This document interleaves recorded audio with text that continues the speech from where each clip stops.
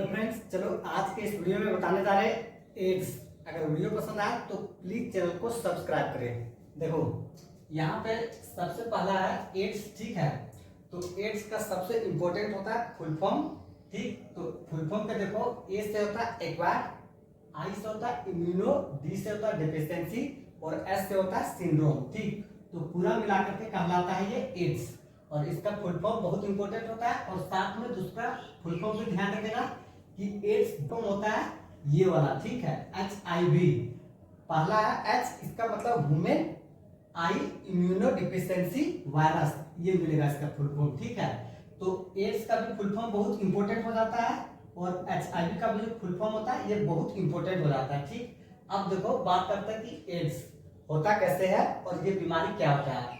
सबसे पहला नंबर पे एड्स जो है ये 1981, ठीक है, कितना में आया है, ये 1981 में एड्स बीमारी आया है। और जब से ये आया है उस समय से ये लगभग लास्ट के 25 साल में ये 2.5 करोड़ से प्लस आदमी को, यानी कि 25 मिलियन से प्लस लोगों को ये जान ले चुका है, ठीक। तो ये साबित करता है कि ये बहुत ज्यादा खतरनाक बीमारी है। तो इसी बीमारी को आज हम लोग देखेंगे। देखो इस बीमारी का सबसे बड़ा खासियत है कि ये बीमारी कभी भी आने की फिजिकल कांटेक्ट, ठीक है, जैसे हाथ से या दोस्ती कर लेते हैं या गला मिलते हैं या किसी भी तरह से फिजिकली हम टच होते हैं तो ये बीमारी कभी भी स्प्रेड नहीं होता है। ये सिर्फ और सिर्फ बॉडी का जो फ्लड्स होता है इसी फ्लड से, चाहे वो रिप्रोडक्टिव सिस्टम का फ्लड्स हो या फिर यहाँ से ब्लड का ले लो, तो कोई भी फ्लड्स होगा तभी जाकर के ये बीमारी क्या होता है उसमें जाता है, ठीक है, फैलता है। तो इसीलिए यहाँ पे लिखा हुआ नो फिजिकल कांटेक्ट, ठीक है। फिजिकल कांटेक्ट करने से कभी भी बीमारी नहीं फैलता है, ये हमेशा फैलता कैसे है, ये बॉडी फ्लड से। तो ये बहुत इंपॉर्टेंट वर्ड था, इसको इसलिए यहाँ पे लिखा हुआ है। अब देखो यहाँ पे ये लिखा हुआ है रिट्रोवायरस, ठीक है। रिट्रोवायरस क्या होता है, बहुत सारा ग्रुप का, ठीक है, बहुत सारा जो वायरस का ग्रुप्स होता है उसको मिला करके बोलते हैं हम लोग क्या, रिट्रोवायरस, ठीक है। तो इसको ध्यान रखेगा। और HIV देखो यहाँ पे स्पेस छूटा हुआ, इसका मतलब यहाँ पे कुछ एक्सप्लेन करेंगे, ठीक। अब देखो यहाँ पे सिम्टम्स, तो सिम्टम्स से जाने से पहले यहाँ पे आप एक्सप्लेन करते हैं। देखो होता क्या है, सबसे पहला नंबर पे है कि एड्स होता कैसे है इसको समझना होगा, ठीक। तो ये मान लो एक आदमी है, ठीक है, ये आदमी है।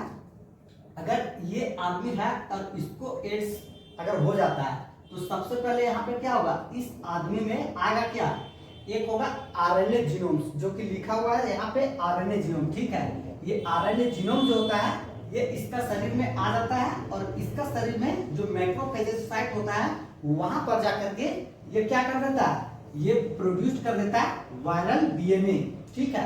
तो ये वायरल DNA बनाता है, लेकिन इस वायरल DNA बनाने में इसको कौन सा एंजाइम मदद करता है, तो ध्यान रखेगा यहाँ पे रिवर्स ट्रांसक्रिप्टेज, ये एंजाइम होता है जिसकी वजह से RNA जीनोम जो होता है ये क्या बना देता है, वायरल DNA बना देता है। हालांकि यहाँ पे सवाल इतना ही तक आएगा। अब देखो ये इन्फेक्टेड हो जाता है, ये पहला तरीका है। दूसरा तरीका से यहाँ पे देखो इसके पास आता है कौन सा, ये HIV आता है, ठीक है। ये HIV जो होता है ये इसके पास आता है।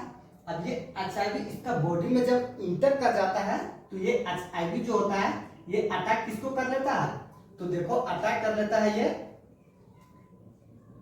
T सेल्स, ठीक है। T लिम्फोसाइट बोलो तो ज्यादा बेटर रहेगा, तो ध्यान रखेगा, इसलिए T लिम्फोसाइट्स यहाँ पे पूरा नहीं लिखते हैं, लिम्फोसाइट लिख देते हैं, T लिम्फोसाइट। देखो ये HIV इंटर किया इसका शरीर में और इसको क्या किया, ये T लिम्फोसाइट को अटैक कर लिया।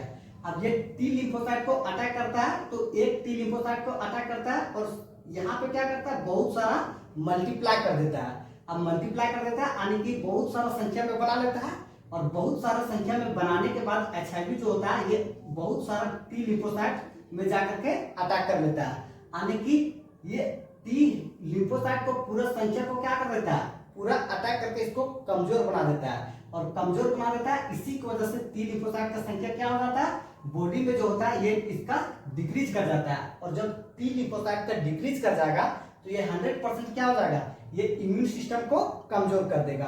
तो यही यहाँ पे सवाल आता है कि B लिम्फोसाइट और T लिम्फोसाइट, देखो B लिम्फोसाइट और T लिम्फोसाइट यहाँ पे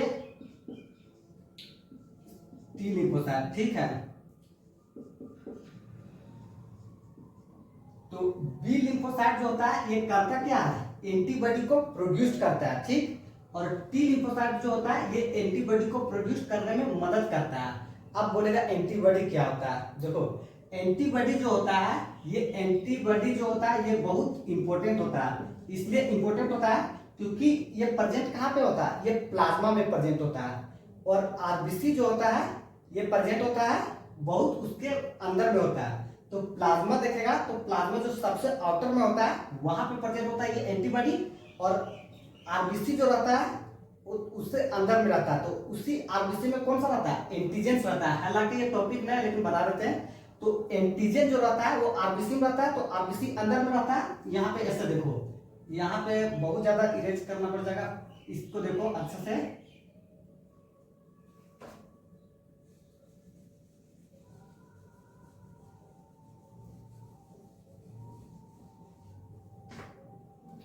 देखो ये ठीक है। अब ये मान लो आउटर वाला एरिया है, तो इस आउटर एरिया में कौन रहेगा, ये प्लाज्मा रहेगा। तो प्लाज्मा में रहता है एंटीबॉडी, और आरबीसी जो रहता है ये अंदर में रहता है, तो वहां पे प्रेजेंट होता है एंटीजन। तो एंटीबॉडी जो रहता है जितना ज्यादा स्ट्रॉन्ग रहेगा उतना ज्यादा ये वायरस हो या बैक्टीरिया हो या फंगस हो, किसी भी बीमारी को क्या करता है, रजिस्ट कर सकता है, यानी कि फाइट कर सकता है। जैसे कि मान लो अगर देश है, ठीक है, भारत देश है, तो इस देश के अंदर सिक्योरिटी होता है। तो सिक्योरिटी कैसा रहता है, सबसे बॉर्डर पे रहता है। तो बॉर्डर पे सिक्योरिटी जितना ज्यादा स्ट्रॉन्ग रहेगा उतना ज्यादा वो अगेन मतलब किसी भी विरोध कंट्री से क्या कर सकता है, उसको फाइटर से फाइट कर सकता है। अगर वही कमजोर रहेगा तो ये आसानी से क्या कर जाएगा, हार जाएगा, और उसके बाद वो अटैक कर लेगा। तो सेम कंडीशन यहाँ पे एंटीबॉडी का रोल होता है। तो यहाँ पे उतना ज्यादा डिस्कस नहीं करेगा, ध्यान रखेगा सिर्फ इतना कि टी लिम्फोसाइट जो होता है ये एंटीबॉडी को प्रोड्यूस करने में मदद करता है, और बी लिम्फोसाइट जो होता है ये एंटीबॉडी को प्रोड्यूस करता है। तो एचआईवी जो होता है ये अटैक किसको कर देता है, ये टी हेल्पर सेल को ही खत्म कर देता है, और इसके वजह से इसका इम्यून सिस्टम क्या हो जाता है, कमजोर हो जाता है। क्योंकि बी लिम्फोसाइट को बनाने वाला ही मदद नहीं करेगा तो ये बनाएगा कहां से। तो इसके बाद देखो यहाँ पे इसका जो होता है सिम्टम्स देखो, जब टी लिम्फोसाइट पूरा कमजोर हो गया तो उसका शरीर में जो होता है ये देखने से ही पता चलने लगता है, ठीक है, कि इसके पास बीमारी आ गया। तो बीमारी आ गया तो देखो सिम्टम्स इसका होता क्या है। सबसे पहला नंबर पे जो होता है इसको बोलते हैं डायरिया। देखो डायरिया के विषय में बताए थे डिसऑर्डर्स वाला बीमारी में। उसके बाद आता है इसको बुखार, तेज बुखार। उसके बाद इसका जो होता है वजन जो होता है ये घट जाता है, ठीक है। तो डायरिया जो होता है इसमें होता है कि फीकल मैटर के साथ बहुत ज्यादा लिक्विड आ जाना, ठीक है। तो इतना डिस्कस नहीं करेंगे, ध्यान रखेगा सिर्फ सिम्टम्स को।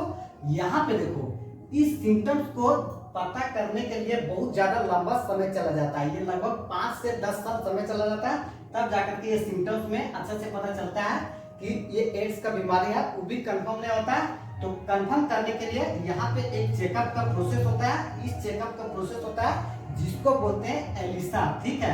अब एलिसा का फुल फॉर्म बहुत इंपॉर्टेंट होता है, क्योंकि यहाँ पे इसका ई का मतलब होता है एंजाइम, एल से लिंक्ड, आई से इम्यूनो, एस से सोर्बेंट, एस से एसे, ठीक है। तो इसी टेस्ट से पता करते हैं कि एड्स का बीमारी है रियल में या नहीं है, ठीक। अब देखो अगर मान लो एड्स का बीमारी हो जाता है रियल में तो उसको हम कर क्या सकते हैं। तो एड्स का बीमारी अगर हो भी जाता है रियल में तो इसको सिर्फ हम लोग इतना कर सकते हैं कि इसका समय को सिर्फ बढ़ा सकते हैं। अगर 5 साल में मौत आने वाला है तो इसको हम 7 साल कर सकते हैं, लेकिन इसको कंप्लीटली कभी भी क्योर नहीं कर सकते हैं। तो ये कभी कभी सवाल में आ भी जाता है, तो इसको ध्यान रखेगा। देखो इसका ट्रीटमेंट का जो ड्रग्स होता है इसको बोलते हैं एंटी रिट्रोवायरल ड्रग्स, ठीक है। यही ड्रग्स होता है जो इसका लाइफ को थोड़ा सा एक्सटेंड कर सकता है, लेकिन क्योर 100% नहीं कर पाता। अब इसके बाद देखो यहाँ पे जो आता है इसको बोलते हैं ट्रांसफ्यूजन, ठीक। तो ट्रांसफ्यूजन जो होता है ये कैसे मतलब एक से दूसरे में फैलता है, ठीक। देखो सबसे पहला नंबर पे ट्रांसमिशन का जो है ये सेक्सुअल कांटेक्ट। अगर मान लो कोई इंफेक्टेड आदमी है, जैसे कि मान लो यहाँ पे इंफेक्टेड आदमी, ये मान लो इंफेक्टेड है, ठीक है, ये इंफेक्टेड आदमी है। अब इसके साथ जो होता है सेक्सुअल कांटेक्ट, कोई अनजान आदमी इसके साथ क्या करता है, फिजिकली रिलेशन बनाता है। सेक्सुअल फिजिकल टच नहीं, ठीक है। सेक्सुअल कांटेक्ट मतलब ये संभोग करना, ठीक। तो ये इसके साथ रिलेशन बनाता है, तो इस कॉन्टेक्ट में ये क्या इसका भी शिकार हो सकता है, तो एड्स का शिकार हो सकता है। सबसे पहला नंबर पे ये होता है सेक्सुअल कॉन्टेक्ट। अब दूसरा नंबर पे देखो कॉन्टामिनेटेड ब्लड ट्रांसफ्यूजन, ठीक है। तो ये ध्यान रखेगा, अगर कोई आदमी है जो कि बार बार ब्लड को क्या कर रहा है, ट्रांसफ्यूजन कर रहा है, यानी कि ब्लड प्रोडक्ट इसको ट्रांसफ्यूजन कराता है। हालांकि अधिकतर जो होता है ड्रग्स कैटेगरी का उन लोग ऐसा काम करता है। तो इस केस में से ये बीमारी है किसका, ये फ्लड्स का। तो ब्लड का जो फ्लड्स होता है, ब्लड जो होता है, तो इसी ब्लड से क्या कर जाएगा, वो इसमें अच्छा आदमी में भी चला जाएगा, ठीक। अब इसके बाद देखो शेयरिंग इन्फेक्टेड नीडल्स, ठीक है। सिरिंज जो होता है, सिरिंज जिससे कि क्या करता है, इंजेक्शन लगाया जाता है, तो उस इंजेक्शन वाला सिरिंज से भी ये बीमारी फैल सकता है, ठीक। अब इसके बाद देखो बहुत इंपॉर्टेंट आता है मदर टू चाइल्ड, ठीक है। एक माँ से, ठीक, एक माँ से किसमें चला जाएगा, ये मान लो इसकी माँ है और ये इसका बच्चा है, तो इस माँ से चला जाएगा इस बच्चा के अंदर, किसके द्वारा, तो ध्यान रखेगा यहाँ पे प्लासेंटा, ये याद रखेगा, ठीक है। क्योंकि प्लासेंटा क्या करता है, प्लासेंटा का जो मेन फंक्शन होता है, ये जो चाइल्ड होता है जो प्रेगनेंसी के समय में, तो उसको पास वो क्या करता है, उसको फूड भेजता है, न्यूट्रिशन भेजने का काम करता है, उसके बाद ऑक्सीजन और कोई भी वेस्ट प्रोडक्ट होता है तो उसको रिलीज करने के भी काम कर रहा था, कौन है, ये प्लासेंटा है। तो ध्यान रखेगा मदर से चाइल्ड, यहाँ पे प्लासेंटा बहुत इंपॉर्टेंट बन जाता है, ठीक। अब इसके बाद देखो कि ये रिस्क कंडीशन कैसे हो सकता है, अगर मान लो किसी अनजान आदमी का है तो उसको कैसे ये फैल सकता है, ठीक। तो एक इसका सबसे इंपॉर्टेंट ध्यान रखना, यहाँ पे लिखा हुआ मल्टीपल सेक्सुअल पार्टनर, अगर एक आदमी है वो एक से अधिक सेक्सुअल पार्टनर रख लिया है, ठीक है। आप जैसे समझो कि एक आदमी है वो 10 शादी कर लिया, अब 10 शादी कर लिया है और 10 के साथ वो लगातार आज इसके पास, आज इसके पास, कल इसके पास, इसके पास, इस तरह से रहा है, तो उस कंडीशन में क्या हो सकता है, एक नया से एड्स जो डिजीज होता है ये जनरेट हो जाएगा, ठीक। और इसके बाद जो होता है ये होता है मदर से चाइल्ड, ये मान लो इन्फेक्टेड है तो ये सेम कंडीशन इसके साथ यहाँ पे देख लिया है। और इसके बाद ब्लड ट्रांसफ्यूजन, जो ड्रग्स को इस्तेमाल करता है, तो ड्रग्स वाला तो ऑटोमेटिक जान जाएगा, क्योंकि जो बहुत ज्यादा ड्रग्स को इस्तेमाल करता है देखेगा कि इंजेक्शन में क्या करता है, ड्रग्स का इंजेक्शन बॉडी में लेता है, ठीक है।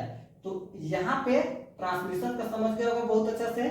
और इसके बाद जो आता है ये आता है प्रिवेंशन का, ठीक है। तो प्रिवेंशन का देखो यहाँ पे गवर्नमेंट जो है ये 2 योजना शुरू किया, एक है नार्को और दूसरा एनजीओ, ठीक है। एनजीओ का फुल फॉर्म होता है नॉन गवर्नमेंटल ऑर्गेनाइजेशन, ठीक है। और इसका होता है नेशनल एड्स कंट्रोल ऑर्गेनाइजेशन, ठीक। तो ये दोनों प्रोग्राम है जिससे कि वो प्रिवेंट करने की कोशिश किया है। और इस प्रोग्राम में लोग करता क्या है, सभी को शिक्षा देता है, ठीक है। स्कूल से बच्चे को, हॉस्पिटल से, आने की कहीं भी पब्लिक प्लेस हो या फिर किसी भी तरह से जहाँ पे वो इसका ट्रीटमेंट हो सकता है, चाहे उसको कॉन्डम्स को फ्री में डिस्ट्रीब्यूट करना पड़े या किसी भी तरह के एडवाइस होता है, तो ये सब चीज रेगुलर चेकअप के लिए, ब्लड ट्रांसफ्यूजन के लिए, ये सभी प्रोसेस जो होता है उसमें बताया जाता है। तो इस तरह से यहाँ पे हम लोग पूरा एड्स के बारे में कंप्लीटली कवर कर लिए हैं। अब इस वीडियो को देखने के बाद कहीं से भी एड्स से रिलेटेड सवाल नहीं छूटेगा। तो चलो